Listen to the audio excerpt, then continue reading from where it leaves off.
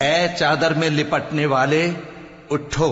اب خبردار کرنے لگو اور اپنے پروردگار کی بڑائی بیان کرو، اور اپنے کپڑے پاک رکھو اور شرک کی گندگی سے تو الگ ہی رہو،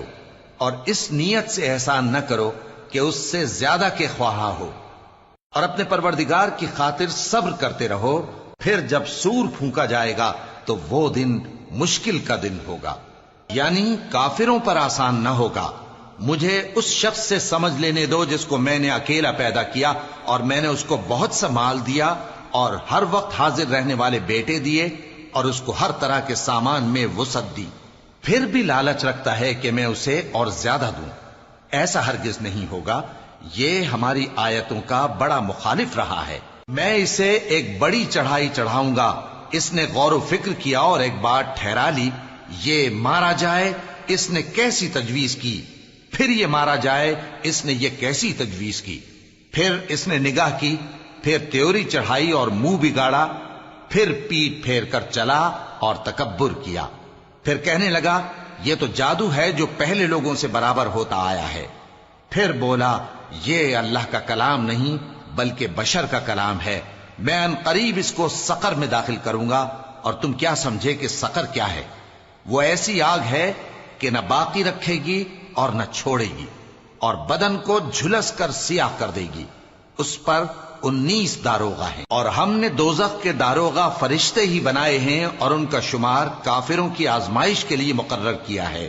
اس لیے کہ اہل کتاب یقین کریں اور مومنوں کا ایمان اور زیادہ ہو، اور اہل کتاب اور مومن شک نہ لائیں، اور اس لیے کہ جن لوگوں کے دلوں میں نفاق کا روگ ہے اور جو کافر ہیں کہیں کہ اس مثال کے بیان کرنے سے اللہ کا مقصود کیا ہے۔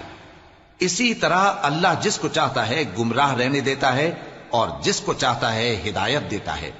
اور تمہارے پروردگار کے لشکروں کو اس کے سوا کوئی نہیں جانتا، اور یہ قرآن تو بنی آدم کے لیے نصیحت ہے۔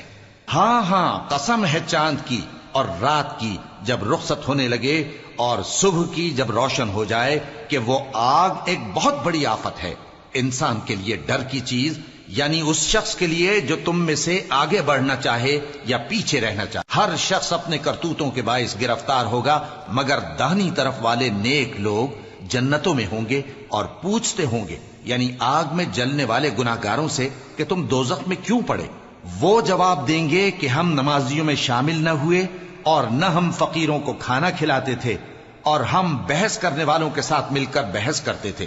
اور روز جزا کو جھٹلاتے تھے، یہاں تک کہ ہمیں موت آ گئی۔ تو سفارش کرنے والوں کی سفارش ان کے حق میں کچھ فائدہ نہ دے گی، ان کو کیا ہوا ہے کہ نصیحت سے روگرداں ہو رہے ہیں، گویا گدھے ہیں کہ بدک جاتے ہیں جو شیر سے ڈر کر بھاگ جاتے ہیں۔